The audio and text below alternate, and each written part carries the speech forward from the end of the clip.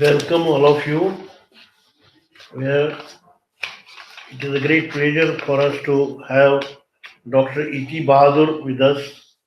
She has done her doctorate from Center for Historical Studies JNU and she is currently teaching at Jamia Millia Islamia and has been involved in teaching and supervision of both MPhil and PhD scholars. So her topic of today's topic of her lecture is Changing Visions of Ladakh. So, as we know, Ladakh has been the largest district of India in terms of area, territory, even before being declared as UT in August 2019.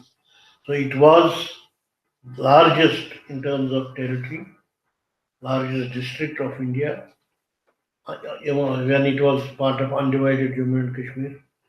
Then, if we add over 32,000 square miles, kilometers of eastern Ladakh in Aksai which is under the illegal occupation of China. Then in the north, 3,000 or 4,000 square kilometers plus of Shaksgum Valley and Rascom, etc., which has been ceded by Pakistan illegally to China in 1963 or 1964, 63.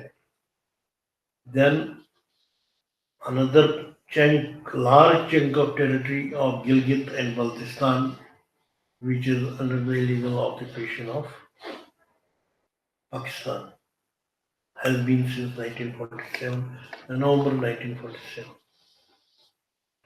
So, what the recent, rather, the year-old decision to carve out the separate union territory of Ladakh out of undivided state of J&K, it is very realistic, pragmatic, and it is a sort of course correction in our policy towards in post-independent Indian policy towards Indian frontiers, because keeping in view the extremely important and strategic nature of this area, its arid climate, its vulnerabilities of its population in harsh conditions, then Ladakh being bordered in the north by Xinjiang province of China, on the east by Tibet, on the west by Pakistan,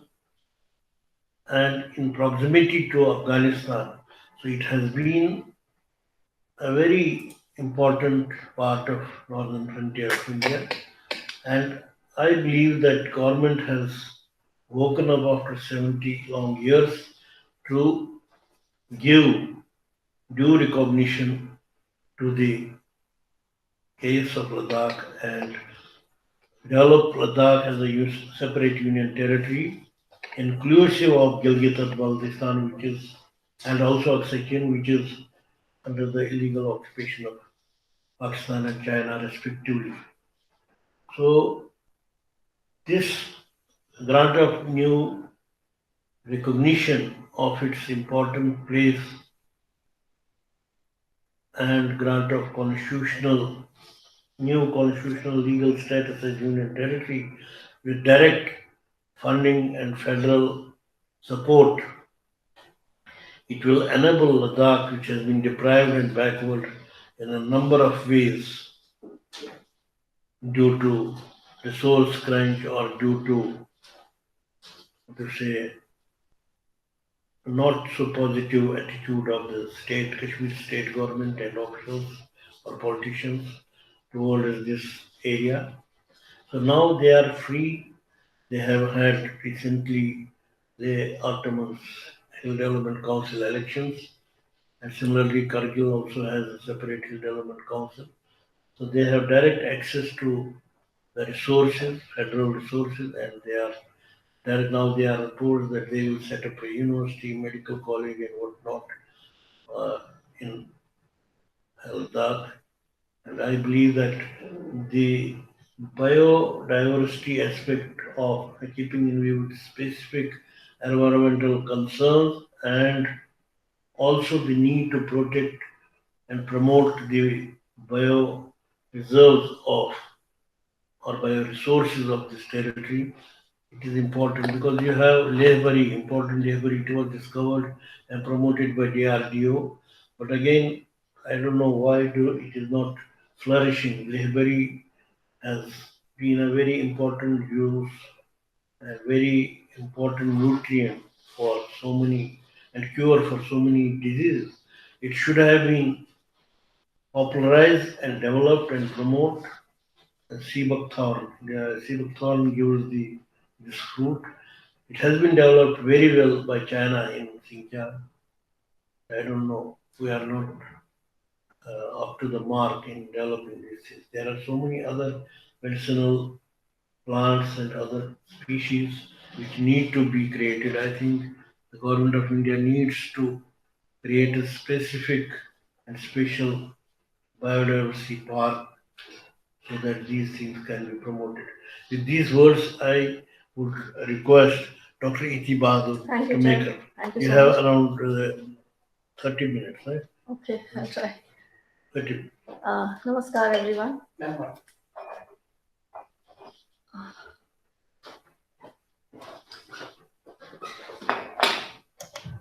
Thank you, Chair. Namaskar, everyone.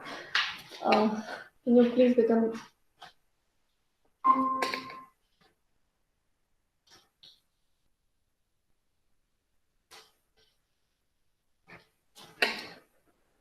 I choose to begin the presentation. The title of the presentation is Changing Visions of Ladakh. I choose to begin the presentation with the year 1947. Second slide, please. August 1947, when India awoke to freedom and the fate and destinies of many changed overnight with the misery of the partition of the Indian subcontinent. A few days back, a national symposium and exhibition on memories of 22nd October 1947 was organized at Srinagar by the National Museum Institute of History of Art, Conservation and Museology, as on 22nd October took place the tribal invasion of Jammu and Kashmir, where atrocities were committed by Pakistan on the people of Jammu and Kashmir. On 22nd October, the erstwhile state of Jammu and Kashmir acceded to India. If we go back to the events preceding the partition of India, we see that a few days before the partition of India and the independence of India in 1947, the British had terminated the lease of Gilgit and the region was given back to the Maharaja of Jammu and Kashmir. The watershed in the history of the area came with the Great Game. The British had used Ladakh in the areas in Gilgit, Skardu, and Hunza, Chitral as frontier listening posts to monitor the developments in Central Asia and Xinjiang. Now, the political agent of Gilgit handed over his charge to Brigadier Ghansara Singh, a governor appointed by the Maharaja Gilgit Scouts, led by Major Brown, surrounded the house of the governor under a conspiracy and forced him to surrender. They had rebelled against the decisions of the Dogra Maharaja of Kashmir to accede to India. Ladakh was sundered. Kargil and Ladakh were incorporated into the Indian state of Jammu and Kashmir, and Baltistan, now in the northern areas of Pakistan, or the region administered by Pakistan. In fact, it was on November 1st that Gilgit Baltistan celebrated their 73rd Independence Day. Soon thereafter, the fate of the people of Ladakh, Leh, and Kargil became entwined with the erstwhile state of Jammu and Kashmir. Next slide, please.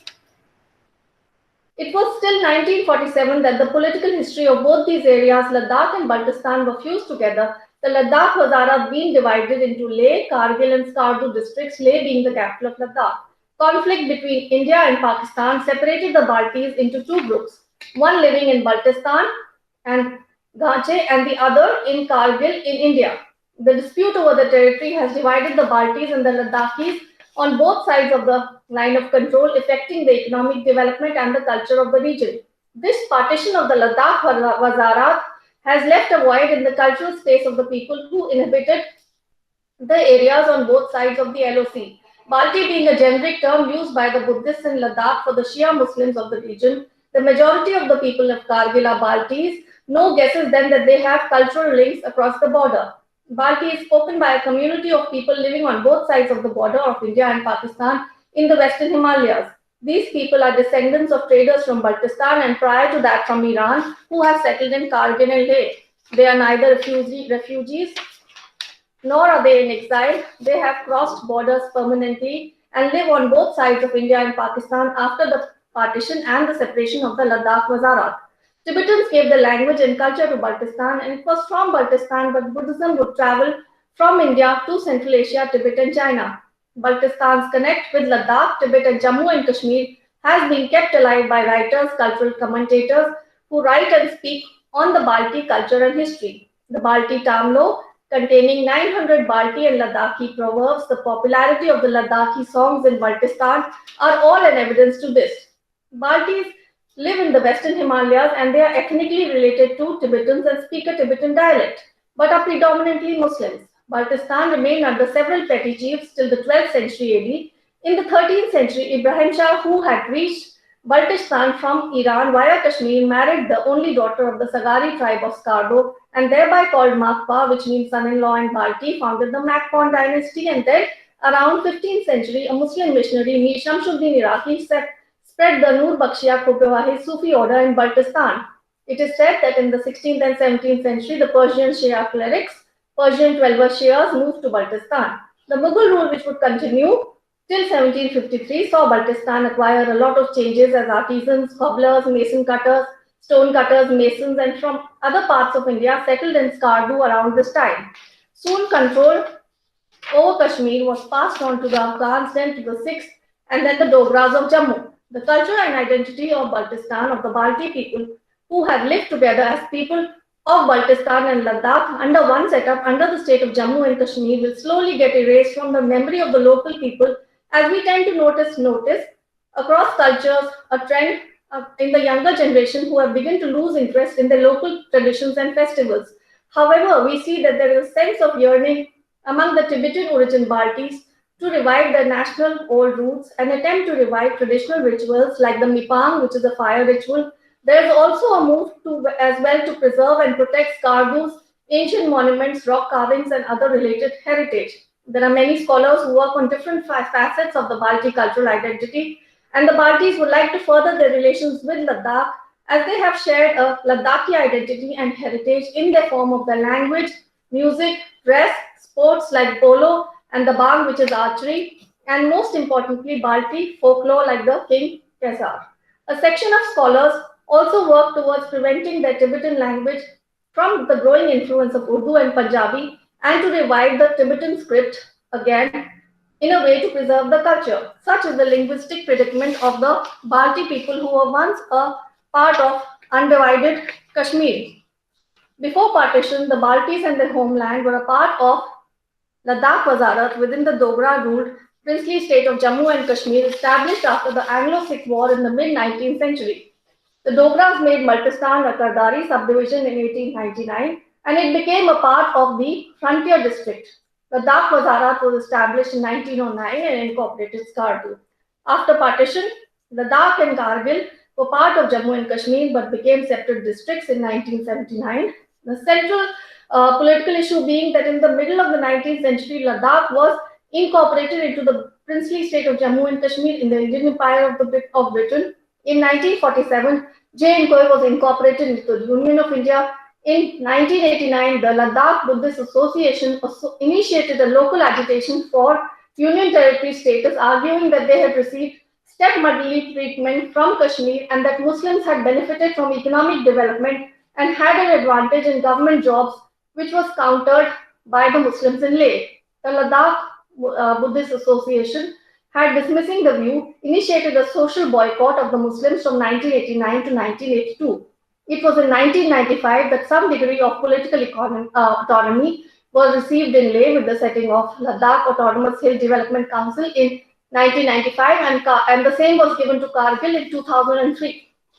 On 30th October 2019, Ladakh was granted UT status, and it was at the same time that it was detached from J&K, and which is also now a UT. Next slide, please. The concept of Greater Ladakh is a political vision of the Balti activists. This vision has emerged in the Western Himalayas in the past few decades. The vision has imagined geographic boundaries for Greater Ladakh, and these were thought differently by different local groups. The most common vision being to replicate Ladakh was Arab as it was before 1947. The movement can be interpreted as a counter-reaction to the changes brought about by the integration of the nation states and the disadvantages caused by the undetermined territorial status of the northern areas of Pakistan after partition, the disputed Kashmir issue, and the people of the Gilgit Agency, when they joined the Islamic State of Pakistan, they relied on the Pakistani government to provide them citizenship and cultural rights. But their vision was not fulfilled, and the vision of Greater Ladakh partly emerged because of this. Ladakh has had long-term historical and cultural tradition, and the region has had a relatively independent geographical location in a transit zone between Tibet, South Asia, Central Asia, and the cultural interactions that have developed due to this. The emergence of the vision of Greater Ladakh and of the Baltistan movement thus was shaped by the tradition of the Himalayas and induced by the conditions in the region post-partition. The vision goes back to the days of the Tibetan Empire and brings out a Balti culture and history, emphasizing the Tibetan element. External influence in the area: when Muslims conquered Kashmir, followed by frontier raids, an attempt to gain control permanently in the area were also there. Among the Ladakhi tradition, this has been recorded by Hashmatullah Khan, who was the Dogra administrator, Wazir-e-Wazarat of Baltistan and Ladakh, and Kacho Sikandar Khan, a century after Hashmatullah Khan recorded his memo. And it was with Mir Sayyid Ali Hamadani that conversions to Islam began in Kashmir and Baltistan, and it was with the visit of Shamsuddin Iraqi that Islamic teachings spread from Baltistan to Puri.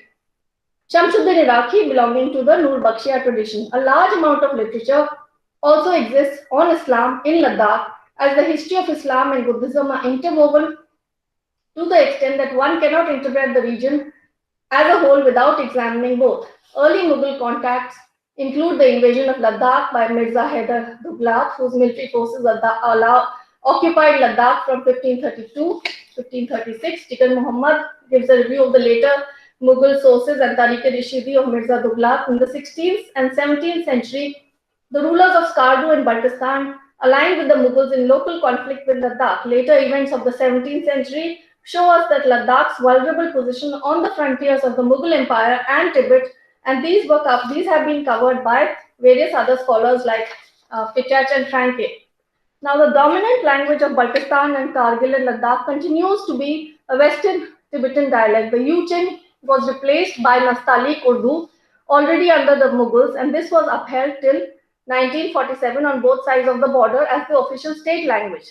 The fight for the reintroduction of Yuchen, the indigenous language, has inspired intellectuals and activists in the Baltistan movement and the communities who have felt marginalized in the post-colonial nation states.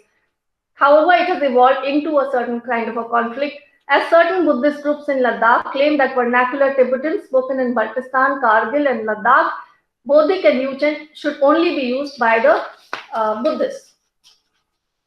Next slide, please. Certain counter-hegemonic strategies have come up in Ladakh, and these social movement organizations are the Baltistan Cultural Foundation, BSF, founded in Skardu in 1998. In 2002, it was taken over by Aga Khan Cultural Support Program, an organization within the Aga Khan Development Network. The Kargil Social and Cultural Organization, KASCO, it was founded in 1995 and it's based in Kargil.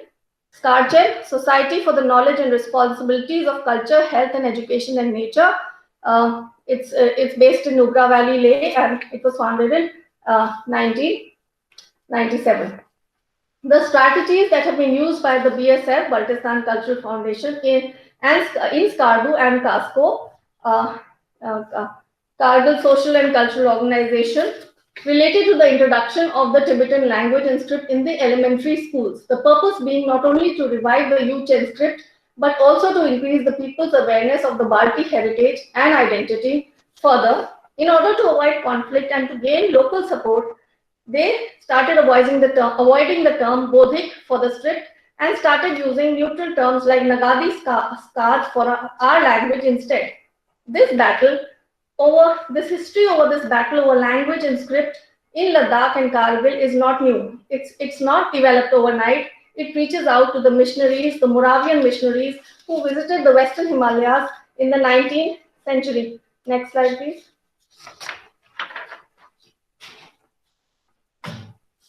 In 1834, Ladakh was invaded by the Dogra army from Jammu, and in 1846, it was incorporated into the Indian princely state. The British officials did not administer Ladakh directly, but from 1867, a joint British commissioner spent the summer in Leh. The first Westerner who travelled to Ladakh was Desideri. William Moorcroft was a veterinary surgeon who spent several months in Ladakh between 1820 and 22, and his edited version of his travel reports was published in 1827.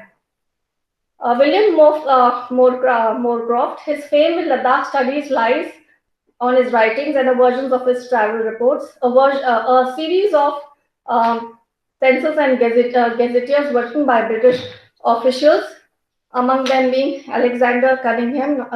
Next slide, please. Alexander Cunningham, he was known in Ladakh for his book Ladakh Physical, Statistical, Historical, published in 1854. It was a gazetteer of the times when the British were extending their territory in the northwestern Himalayan region. Then Frederick drew Jammu and Kashmir territories in 1875.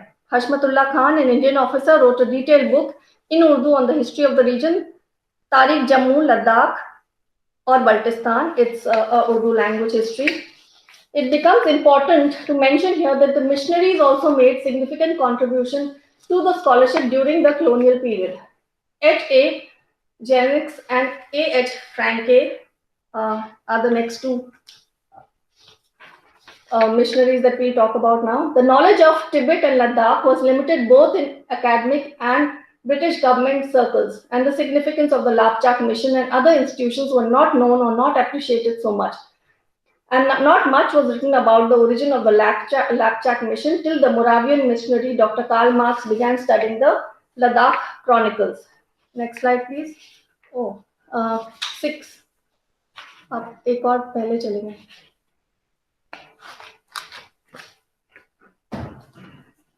A.H. Franke, Moravian Tibetologist, 1870-1930. The Moravians became an independent Christian group in 1727. The main center of their missionary activities used to be Hernut, and the Moravian archives is located in the small German town and are a treasure house of information on the history of missionary work. A.H. Franke, 1870 to 1930, was one of the missionary scholars of the Moravian Church to work in the Himalayas. Franke's scholarly interest emerged from his career as a Moravian missionary. He is best known for his research in languages, history, archaeology of Ladakh and Lahore. Franke arrived in Leh, the capital of Ladakh, in 1896, and by this time the Himalayan mission had been in existence for over 40 years. The first Himalayan mission being formed in 1856 at Kailing by August William Hyde, 1870, 1883, and Edward Pagel. Franke settled down with his wife, Anna Theodora Weiss, to regular mission work in Leh by 1897. Franke originally was a primary school teacher at a Moravian training college and had an aptitude for languages. His first task was to begin learning the local language. Dora had some knowledge of the area of Ladakh, as the usual norm of the mission board was to influence the marriage partners of the missionaries. Her sister had been married to Dr. Karl Marx. Franke soon settled down to regular mission work, which included preaching every Sunday, teaching English and arithmetic at a mission school every day, taking reading classes twice a week, among other things. He had now begun also the translation of the Bible stories into Ladakhi dialect with the help of his local assistants. In 1899, he moved to a new mission station in Khalste with his family. As in Leh, he took on his duties and held regular Ladakhi sermons on Sunday, which was a laborious task due to the complexities of the local dialect. Franke's motive was to find the best medium to express Christian teachings to the local people. The founders of the mission had therefore begun translations in a simplified form of classical Tibetan. Franco also began his studies by concentrating on Chokskar, which was used in the church, but soon realized that a knowledge of this language was not sufficient enough for him to communicate with the local people as classical Tibetan he felt was inappropriate for everyday use. The idea of using the mission press at Leh made him begin a monthly paper, the Ladakh newspaper. It was the first Tibetan language paper printed in the Himalayas. Franke hoped the newspaper would provide people to read on topics which were not necessarily religious. As most Tibetan books were associated with Buddhism, he hoped to popularize a concept of non Buddhist writings. Hence, he wrote in the cursive Tibetan and not in the Yuchen script, which was used in the writing of religious books. He believed that once people become accustomed to the newspaper, they would be more receptive to the Moravian missionaries and their Christian publications. The paper had quarter-sized sheets arranged in columns, and it was divided into three main sections with news of Ladakh and other regions. The second part of the paper consisted of the local Ladakhi text and included a series of extracts from the Ladakhi chronicles, which had been studied by Dr. Karl Marx. The third part of the paper was evangelistic. The main problem, however, was the distribution of the paper in a mountainous area with poor postal services. The sale of the papers began to be done by the representatives of the village at the Leh Bazaar, and it soon reached the remote villages of Ladakh. Franke's linguistic research led him to into the study of oral literature of Ladakh. Folk songs and proverbs, as we are aware, are an important source of any local language. The Kesar Saga, Franke believed, broadened his vocabulary as it is known in different versions across Tibet and Mongolia, and also gives an insight of the local religious belief systems. The researches led to the publication of the Ladakhi version of the Kesar Saga, first in Helsinki and in Bombay and Calcutta. His missionary journeys also gave him the opportunity to satisfy his archaeological interests, and rock inscriptions, which were a source of his historical research. A history of Western Tibet was published in 1907, and the Antiquities of Indian Tibet was published in two volumes in 1914 and 1926 by the Archaeological Survey of India.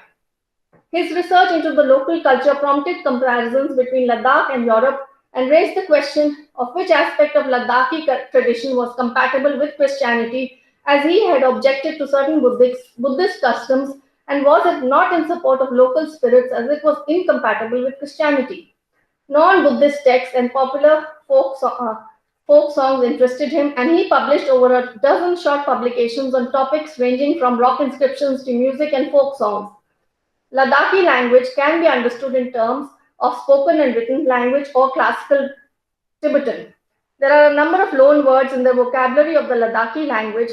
These words have blended and spoken in Ladakhi as there has been a close connect between the cultures of Ladakh as Ladakh has shared its borders with Central Asian countries, Tibet, Kashmir and Himachal Pradesh.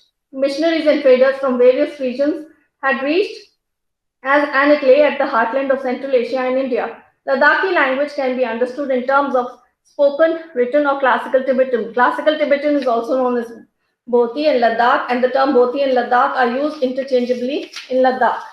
Ladakhi and Balti are also close to the Tibetan language. In fact, the strong political and cultural links with Ladakh and Tibet gave Baltistan the name of Little Tibet. The Baltis and Ladakhis people take pride in the fact that their dialects represent the original language, as their pronunciation of the written Tibetan is still intact. However, we see that there is a downward trend in the reading and writing of classical Tibetan. Efforts have been made to promote Ladakh's literary heritage with the Tibetan Buddhist culture, as both the administrative document and Buddhist religious scripts were written in Tibetan script earlier. Generations of scholars have struggled with the question of promoting and preserving Ladakh's literary connection with the wider Buddhist culture. Rahul Sanskritayan, 1893 and 1963, and his colleague Futsong, 1903-1973, prepared Tibetan language textbooks for Ladakhi school. The reader was a mix of material from Western Tibetan, Ladakhi, and other sources, representing a firm affirmation of Ladakhi's inheritance and point to the social and linguistic questions that still remain unsolved. Has historically Tibetan script associated with Buddhist literature? Muslims speak the colloquial language as Buddhists, but they write in Urdu and Persian. So it's the written language for the Buddhist, not for other communities in Ladakh. Should the literary Tibetan Should the written language be literary Tibetan, or is it possible to develop a style that is closer to spoken Ladakhi? These are very relevant questions asked in a paper of March 2020 in Religion and Social Change, published in the Himalayas, Journal of Nepal and Himalayan Studies, written by John Gray, Elizabeth William Orbery, and Raphael Westerga. Next slide, please. The next two slides are on Ladakh, Buddhist Tibet, pilgrimages, trade contacts, interconnections, and religious diversities in Ladakh. Ladakh was connected with various trade routes and missionaries, and traders from various regions reached Ladakh for pilgrimage and trade as it lay at the heartland of Asia, Central Asia and India. By the 16th and 17th century, it was well established that trade took place in the Western Himalayas through Ladakh, which connected it to Buddhist Tibet. Although the trade between Ladakh and Tibet seems to have started much earlier, travelers continue to play an important role in the development of geographical literature, providing descriptions of culture, history, legends, and anecdotes of regions. Traveling through the ravines, E.F. Knight in the book Where Three Empires Meet wrote, he would often meet the caravans of Tibetans on way to Kashmir to Lhasa as natives of holy and free Tibet would be carrying brick tea, or wool for trade. Roads are the signatures and symbols of prestige and modernity and of development and change. A third route to Ladakh between Ladakh and Darcha in Himachal Pradesh was in news recently, the other being the Manali-Leh and the Srinagar-Leh highway. Once a center of trans-Himalayan caravan trade and an important tributary of the Silk route, Ladakh became associated with the closing of its borders with Pakistan in 1947 and with Tibet in 1949. At first glance, Ladakh's location between the Himalayas and Karakoram range might suggest an isolation. However, if we look closely at the history of Ladakh, it does point out to its interconnectedness. For Janet Rizvi, there's the title of her book, Crossroads of High Asia, is very appropriate, and she has also analyzed Ladakh's trans-Himalayan caravans covering Tibet trade and the economically important Karakoram route.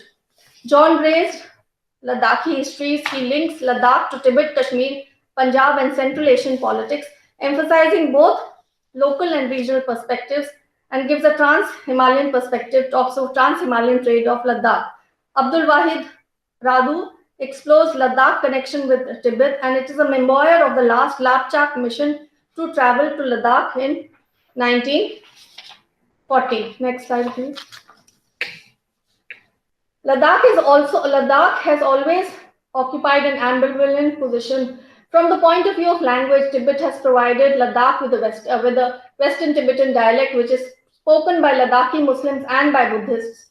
Several of the orders of Tibetan Buddhism are followed in Ladakh, and Tibetan cultural influence in the area largely form in the form of adherence to form a Buddhist religion.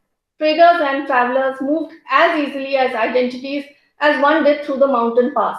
Trading communities as the Kanche, by their movement and settlement, were bringing various regions together into new geographies by their social and cultural narratives and practices. The history of the region is connected with this shared connectivity, gets mobilized through the enactments of different conversations, foods, dresses, functions, and language, which creates a sense of solidarity across different geographical and political boundaries. We have evidence of Muslim communities in Tibetan society from the 17th century to 7 years in Tibet, the bestseller. The community has been noticed in the social and political life of central Tibet. Research on Muslims in Tibet proper was undertaken by Orientalist W. Bartford, who has done a seminal article on Tibet in the Encyclopedia of Islam, and several more systematic researches have appeared in succession. Bartford tells us that the history of Muslim presence in Tibet early history of Muslim presence in Tibet is shrouded in obscurity. However, by the 17th century, we are on a surer footing with the presence of two distinct Muslim communities, the Kanche and the Hoplang Kache of the Chinese origin. Muslims are known as Kache among the Tibetans, which was derived from the Ladakhi Kachur. Ladakhi Kache traced their descent to the 17th century, when the king of Ladakh and the Lhasa government regularized trade. The Ladakhi Kache were a few families whose livelihood derived from the triennial caravan trade and the diplomatic stature within Lhasa was high. The Ladakhi Kache, through their constant ties with Ladakh, maintained a distinct Ladakhi identity through the promotion of Ladakhi clothing, culture, and familial ties. By Tibet, what is meant is more than the geographical area of the Tibetan Plateau or any Tibetan construct like the Tibetan Autonomous Region.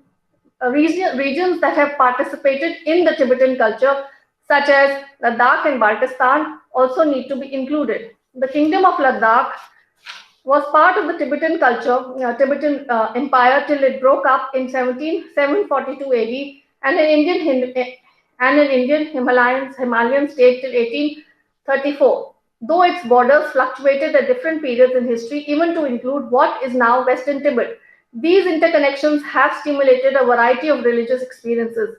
Ladakh is well known for its Buddhist monasteries, and Buddhist beliefs have found both artists and lead motifs of traditional songs and modern music. Ladakh's trading connections have also linked it with centers of Islamic cultures in South and Central Asia. In Leh, which is the largest town, Sunni Muslims make up of half the population. However, a significant population also exists in Leh, though in Kargil it is a Shia population who may call for inspirations from their co-religionists from Iran and Iraq.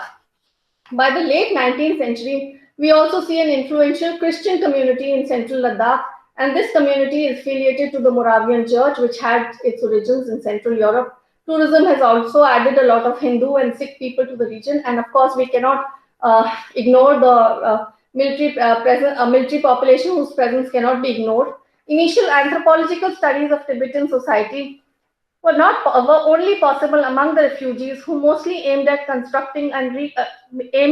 either reconstructing pictures of Tibetan society on the basis of their memoirs or studied how the refugees adapted to the new environment in India and Nepal. The Tibetan refugees also entered the Ladakh via the eastern borders of India. They included the nomads of Rudok, and they entered Ladakh with their livestock and gradually moved towards Leh.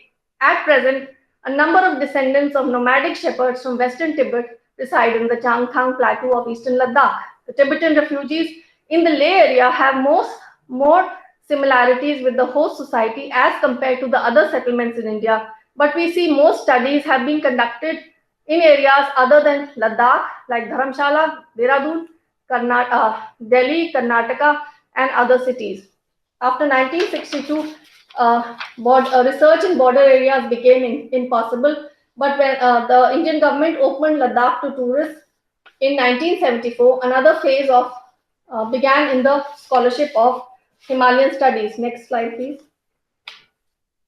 Western scholarship on Ladakh, beginning from mid-19th century, had a lot of colonial influence, and British officials and Germans have contributed to a number of studies.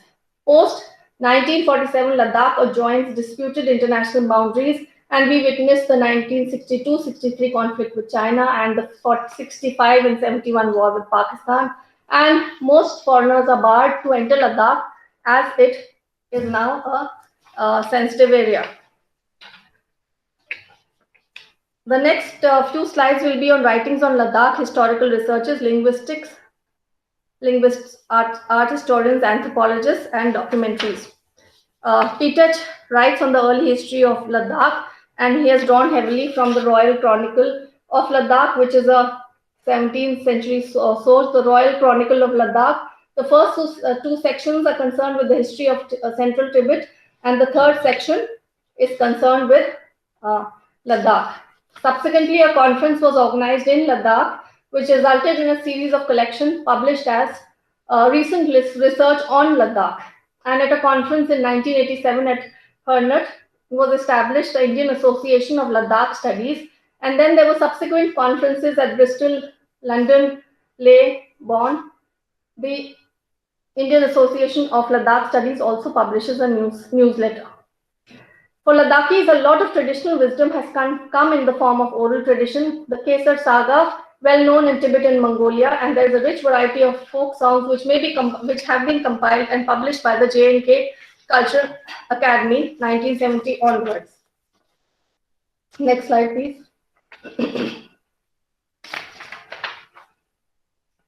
The next slide also covers writings on Ladakh, historical researches. Next slide, please. Roger Cropper has also worked on 12th century wall paintings. We have Neil Havard, who has worked on the ruined forts of Indus Valley and Zanskar. Peter Shelger has worked on 18th century history of Ladakh. Mark Twain has worked on Ladakhi music, and we have Professor Waruk, who has worked in an article on Siberia in India. Historical and cultural affinities. He's covered social and cultural links between India and Eurasia, and this was published in August 2020. Next slide, please. The next slide covers historical researches and surveys and studies on the religion and social change and on village life. Many scholars have even focused on Ladakh's Buddhist heritage. There are studies on local deities, local oracles, and about how social and agricultural practices of village life and case studies and how religious observations have been woven into daily lives of the Ladakhi villager. Next slide, please. Tashi Rabgyas is a contemporary historian of Ladakh who is well versed in Ladakhi and Tibetan, and has written several poems and articles which has been compiled into a book of 128 Ladakhi folk songs, and he has also published a collection of folk songs and the history of Ladakh. It includes a focus on Buddhist history and on various monasteries of Ladakh. Jamia Gyansin has also written on a similar note on the histories of Ladakhi monasteries. Tashi Rabgyas also began a newsletter which highlighted the developments in Ladakh in the Boti language while he worked in the information department in Ladakh.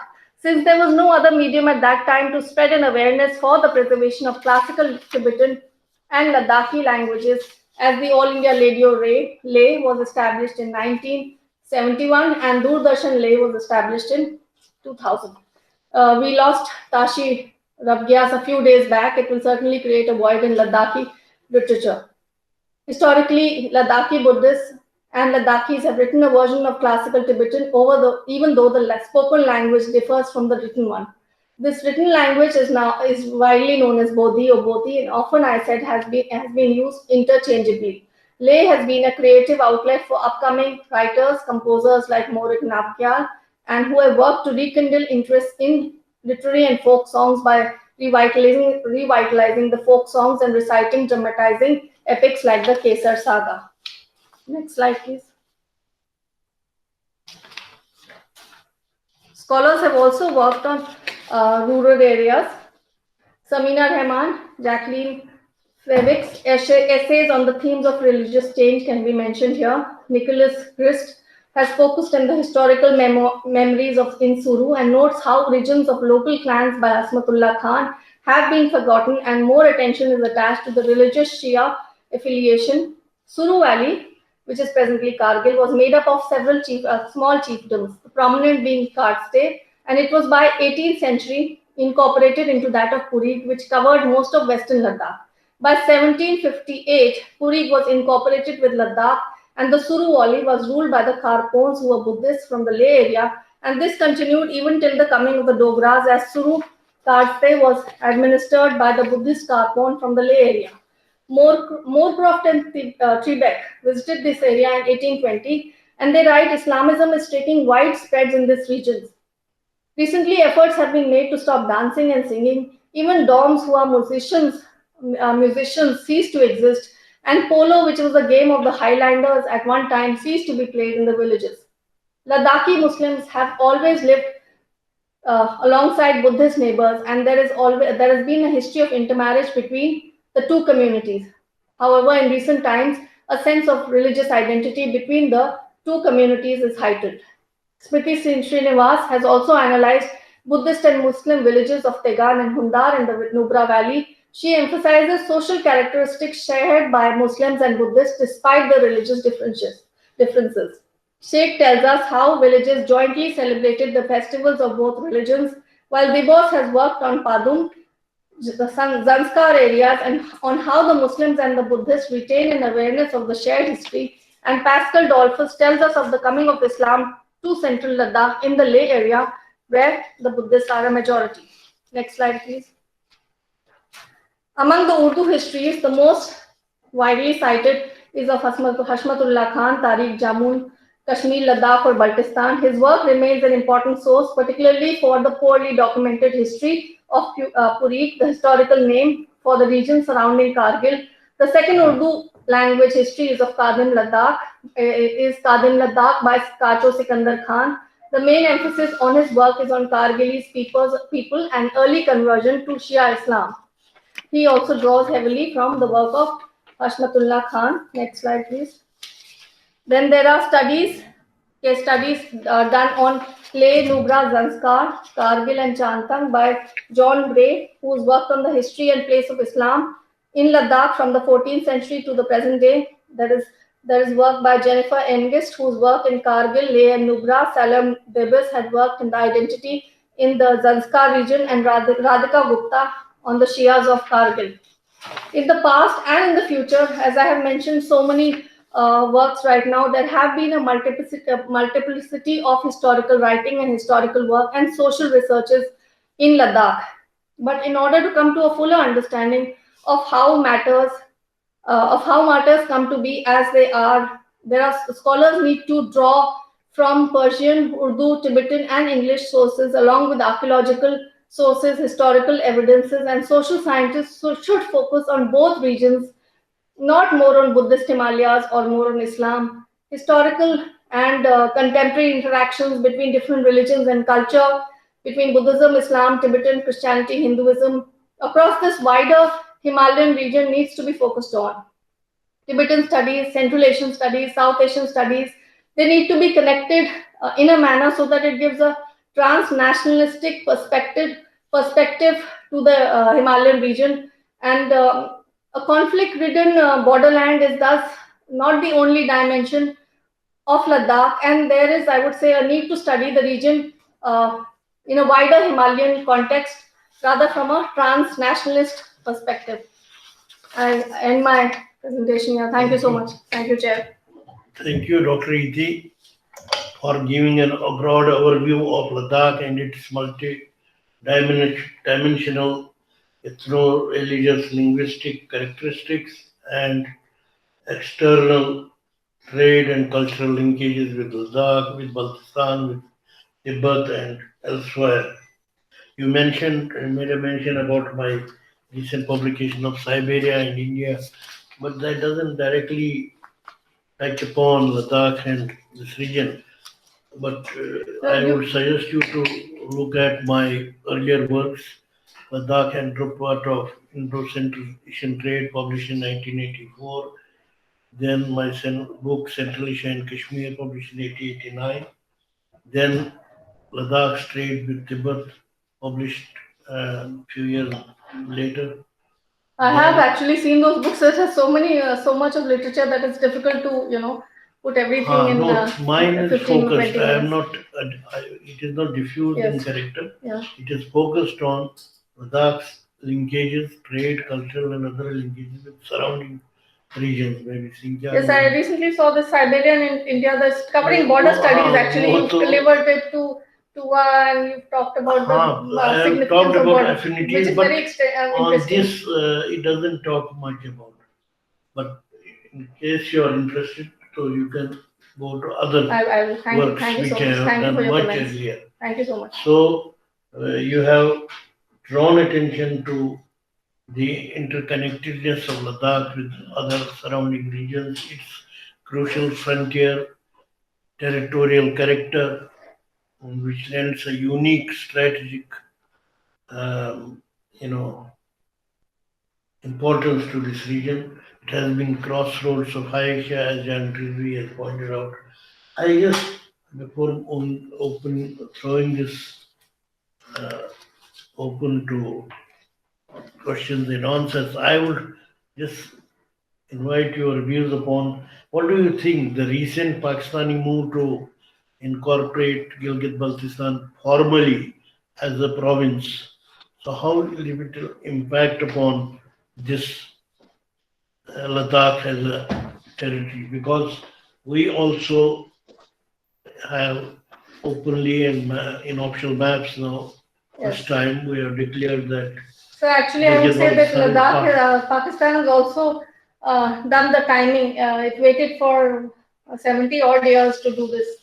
So it wait. So it has reacted to It what is we have waited. done. Yes. So it's What we have done. yes. So it could have done this much earlier. There were people in the Gilgit Agency looking for cultural and territorial rights, and their vision was not being fulfilled. That is why these kind of Greater Ladakh and later the Baltistan movement and later this Greater Ladakh vision of Greater Ladakh has come up only because of these the post nation states. They have not done their people have felt marginalized. There have been marginalized communities of people who went to Pakistan, people of the Gilgit Agency. So is there any movement in Baltistan or this region? Ferment or something? there are these social organizations which have been working on certain issues. They are working. There's a battle over the Tibetan script by certain social organizations, but that is on the larger. So, may I request if there are any questions from the audience? Professor Kaushiki is there on. Yeah, I know. Professor Kaushiki is there. Koshki. She's She's my colleague. she's my colleague. She's the honorary director in the Center for Peace and Conflict Resolution at Jamia Millia Islamia. तो पूछ रही कुछ? नहीं, she has joined. He's saying. Okay, thank you. Thank you so much. Thank you so much. Thank you, sir. Thank you.